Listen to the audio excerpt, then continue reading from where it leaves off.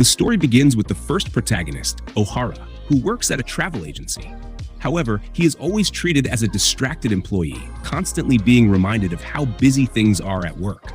Ohara remarks that no one ever waits for his responses, and it might even be a habit for him to fall behind in conversations. We then meet the second protagonist, Honjoji, who stares coldly and irritably at Ohara without saying a word.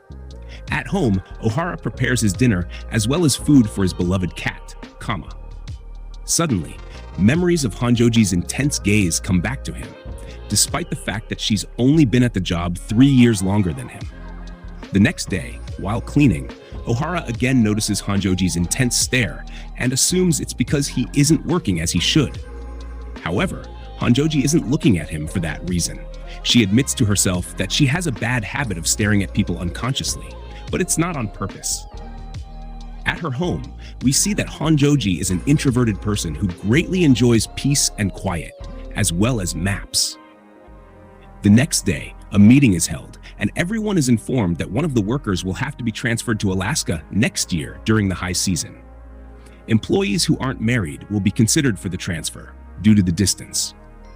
Ohara mentions that he can't go because he has to take care of his pet, but this is not considered a valid reason. Both Ohara and Honjoji are worried since they are both single, meaning they have high chances of being selected. During a walk in the park, Ohara runs into Honjoji and takes the opportunity to thank her for her help at work, revealing that he has decided to quit the following Monday. She asks if it's because he doesn't want to be transferred and abandon his cat, and Ohara admits it is, since he has no one to leave his pet with. And he's very fond of it. Ohara says goodbye, but Honjoji suddenly stops him and directly asks if he wants to marry her. The two stand in confusion until Honjoji explains that she means a fake marriage to avoid the transfer and continue with their normal lives. Since there's a year left before the Alaska transfer, people might forget about their fake marriage by then. The next day, they inform their boss about their marriage. They expected a vague response, but to their surprise, their boss is thrilled by the news, so much so that a party is thrown to celebrate their new marriage. Honjoji says they have no choice but to play along to make it more believable, even singing to express gratitude to everyone. The following day, Honjoji goes out to gather materials to create a fake story about their first date and even their marriage proposal.